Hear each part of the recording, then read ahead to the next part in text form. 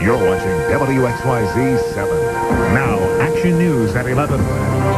What really happened inside these walls of Abu Grahb prison in Iraq? A man who's in the Detroit area tonight says he knows firsthand. Good evening, I'm Glenda Lewis. Thank you for joining us.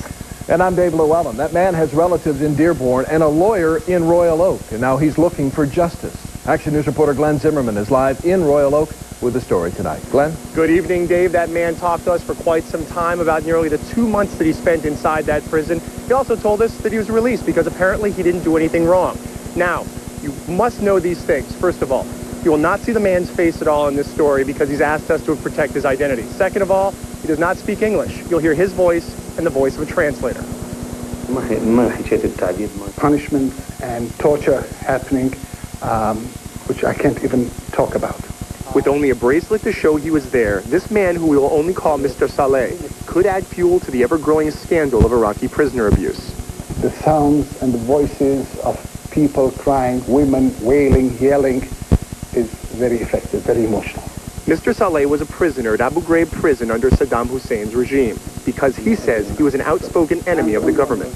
For years, he was living as a political refugee in Sweden. But last year, with Saddam out of power, he decided to return to his native Iraq with his life savings of $79,000 and his car. He wanted to rebuild his life.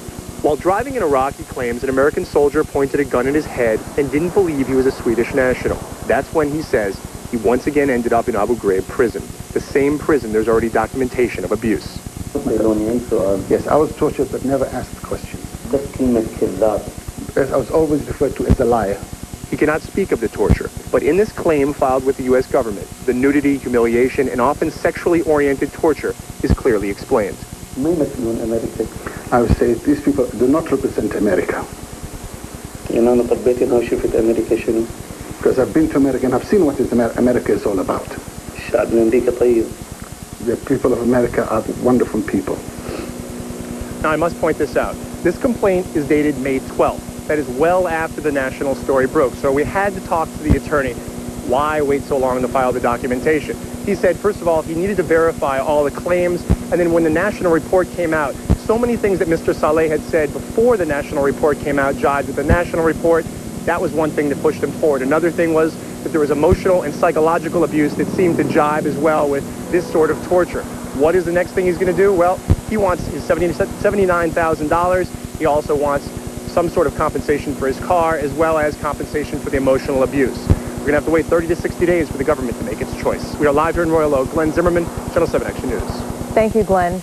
Secretary of State Colin Powell apologized today for the abuse of Iraqi prisoners and now says the U.S. deserves an apology for the murder of an American hostage. Powell met with Arab leaders in Jordan over the weekend. He says he was surprised and disappointed that there was not widespread outrage over the videotaped beheading of Nick Berg.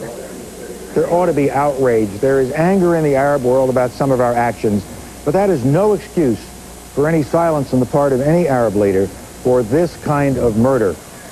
Powell's apology isn't likely going to make the abuse scandal disappear.